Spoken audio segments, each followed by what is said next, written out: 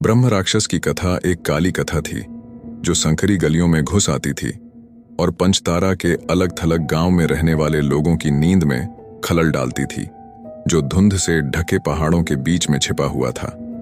यह सोचा गया था कि यह दुष्ट प्राणी, जो पुराने शापों और भयावह संस्कारों का परिणाम था, भोले भाले लोगों को खाकर गांव को घेरने वाले गहरे जंगलों में घूमता था। कहानी कई साल पहले शुरू हुई, जब पाराक्षर नाम के एक सम्मानित आर्षि ने वर्जित अनुष्ठान करके अमर बनने की कोशिश की। प्रभुत्व के लिए अपनी अतृप्त प्यास के कारण उसने अपने नियंत्रण से बाहर की ताकतों को बुलाया और ब्रह्म राक्षस, एक भयानक प्राणी, को ग्रह पर छोड़ दिया।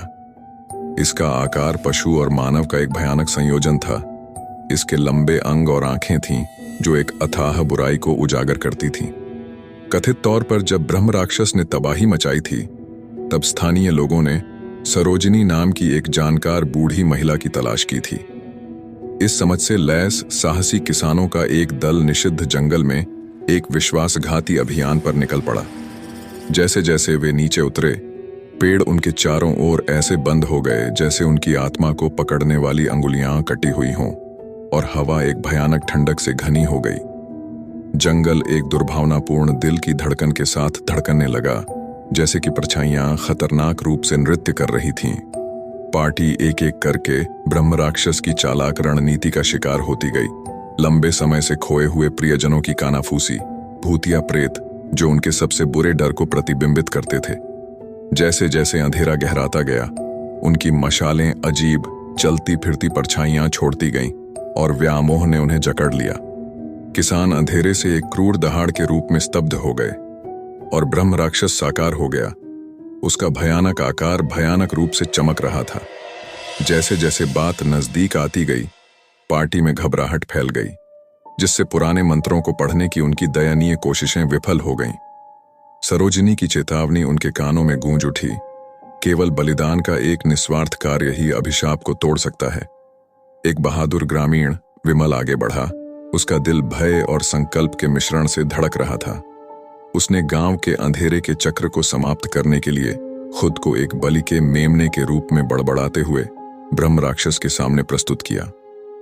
उसी क्षण जंगल से एक गहरी कराह निकलती हुई प्रतीत हुई और ब्रह्म राक्षस कांप उठा, जैसे कि दुनिया के पार से एक शक्ति उनके भयानक आकार में आ गई हो।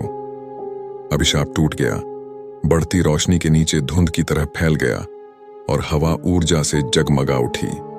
ग्रामीण रोए, लेकिन वे इस असहज धारणा से छुटकारा नहीं पा सके कि ब्रह्म राक्षस का श्राप केवल बदल गया था, क्योंकि यह उन लोगों के दिमाग में जड़ें जमा चुका था जिन्होंने अत्याचार देखा था।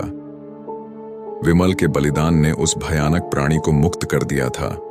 कई वर्षों के बाद पंचतारा ने एक डरावनी शांति का अनुभव किया। ब्रह्म राक्षस की कहानी निषिद्ध ज्ञान का अनुसरण करने के विरुद्ध एक परोक्ष चेतावनी में बदल गई। फिर भी ग्रामीणों ने कहा कि उन्होंने चांदनी रात में विमल के निस्वार्थ बलिदान को गूंजते हुए सुना है। हवा के साथ आने वाली एक उदास चीख, एक अनुस्मारक कि कुछ अत्याचारों को कभी भी पूरी तरह से समाप्त नहीं किया जा सकता है।